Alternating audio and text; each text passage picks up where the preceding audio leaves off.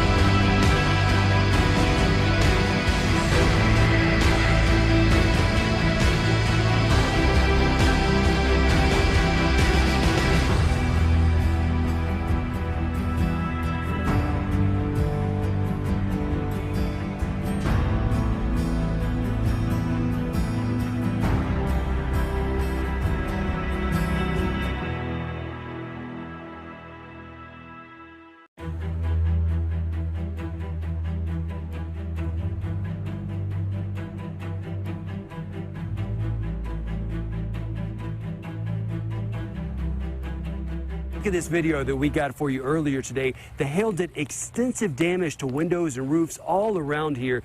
That hailstorm moved through Castle Rock early this afternoon when people were about to get off work. Imagine coming home to this scene. Car windows completely shattered out. Almost every car left outside in some neighborhoods were destroyed. Listen to these people who were taken by surprise by this storm. Listen.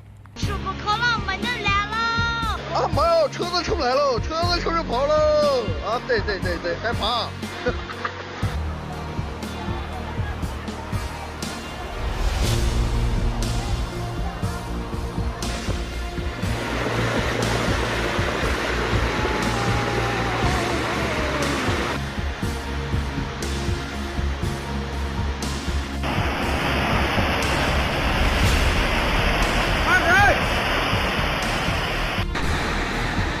These images have been common in China in recent weeks.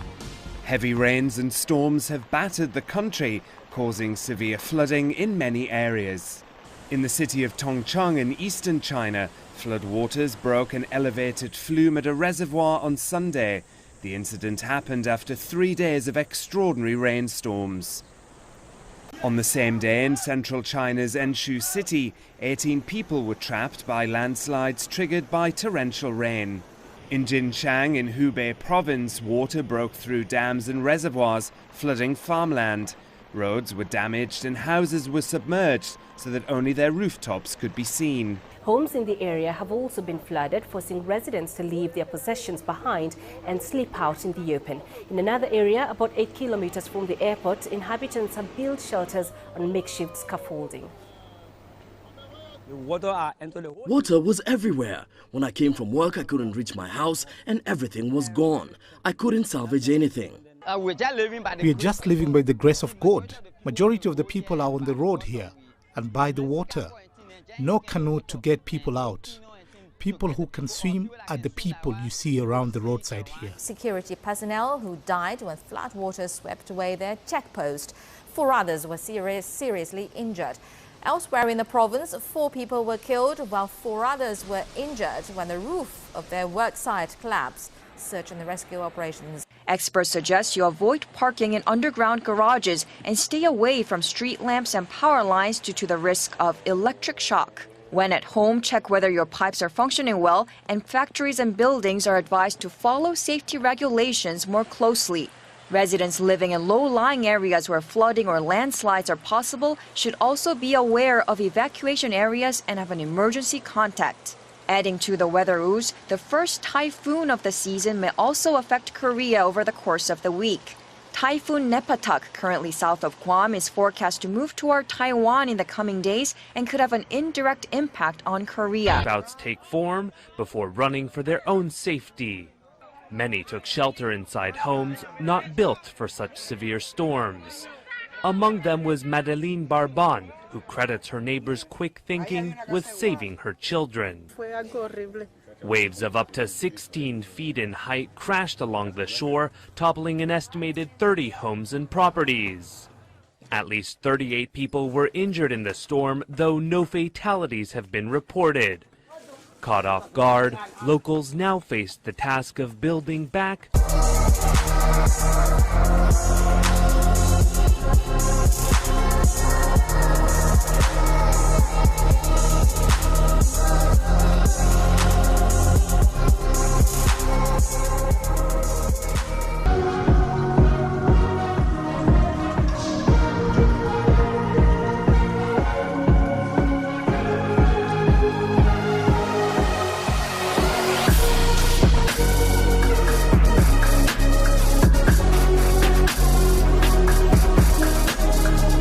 Oh, it just gives me the willies.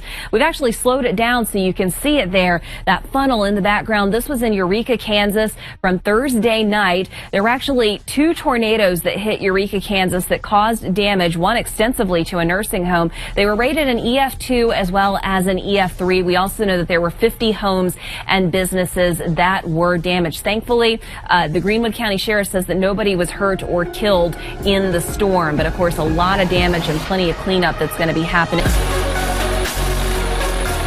Than 100 years. At least 3 people died, 100 others were hurt. Buildings heavily damaged across the island. Now eastern China is on high alert as the typhoon nears Fujian's shores. The powerful weather system is expected to make landfall Saturday morning.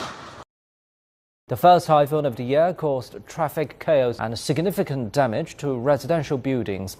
As of Saturday, water levels reached almost 5 meters. That's 1 meter above the warning level.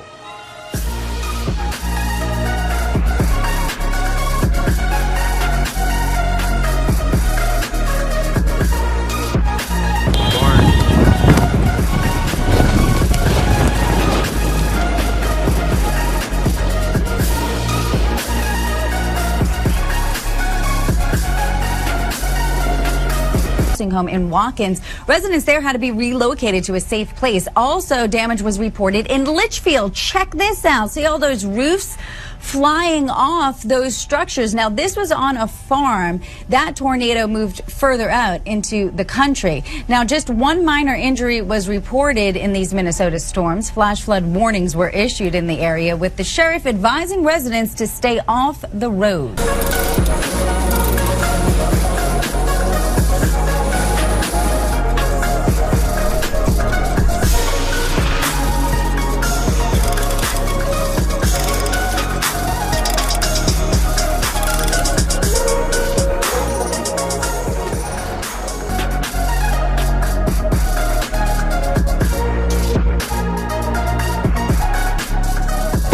These are the victims of the worst drought to hit Ethiopia in 50 years.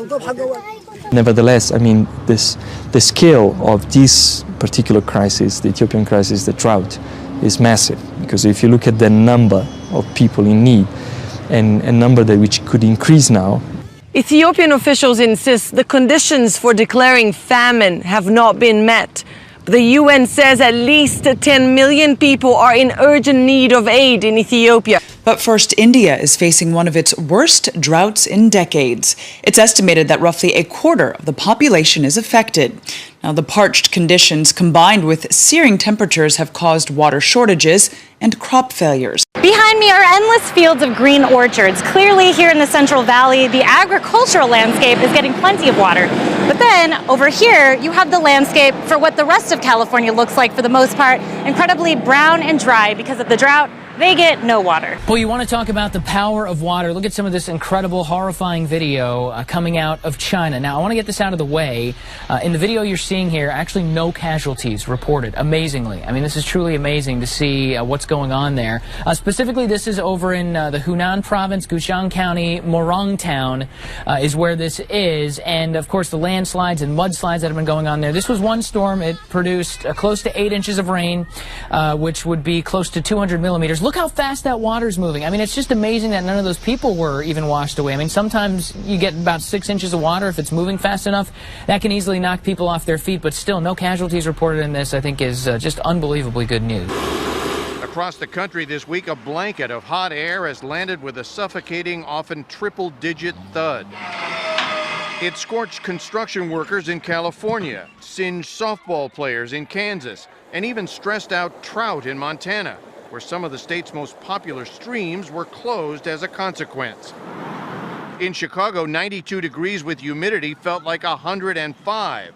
A 9-mile-an-hour breeze barely cut through the haze. Out in Los Angeles County has gained strength and grown to over 30,000 acres, according to the Los Angeles Times. Now, at least 18 homes have been destroyed and one person has died near Santa Clarita, California. Look how thick that smoke is. Well, the planes that were trying to drop the fire retardant, they couldn't. They actually had to be grounded because that smoke was so thick for a period of time. Thousands of homes were evacuated and more than 1,600 firefighters were deployed to fight the fires.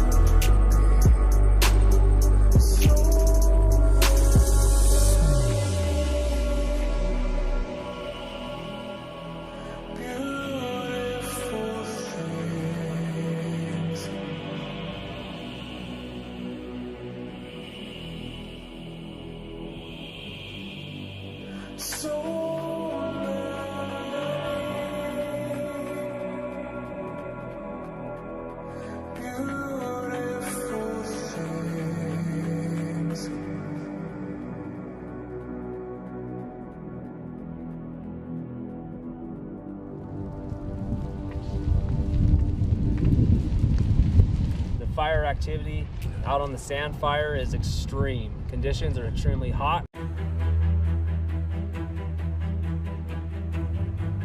Flooding. This video was shot in Liliha, where cars are literally underwater on the H1 freeway. Our cameraman recorded a Dodge Charger with rainwater covering its windows. The freeway westbound in this area is shut down. It's not only the freeway scene flooding, many side streets are impassable at this hour. Police are doing their best to direct traffic, but you're asked to try to stay off the roadways. Now, we also want to show you new video of manholes overflowing because of all of the rain. Heat advisories are now up in 14 states in the east, from North Carolina right up to Massachusetts. More than 50 million people in the zone, and that heat has turned deadly. So far this year, 21 children have now died in hot cars. The latest just yesterday in Dallas, a 2-year-old left in the family van outside their church. The heat firing up severe storms for millions in the Northeast. This lightning hitting the Empire State Building. The authority continues its second highest orange alert for a heat wave in the southern areas. Provinces and municipalities in the middle lower reaches of the Yangtze River, including Anhui, Jiangsu, Shanghai and Zhejiang, have been baking since Wednesday last week. And temperatures are expected to soar to as high as 40 degrees Celsius today.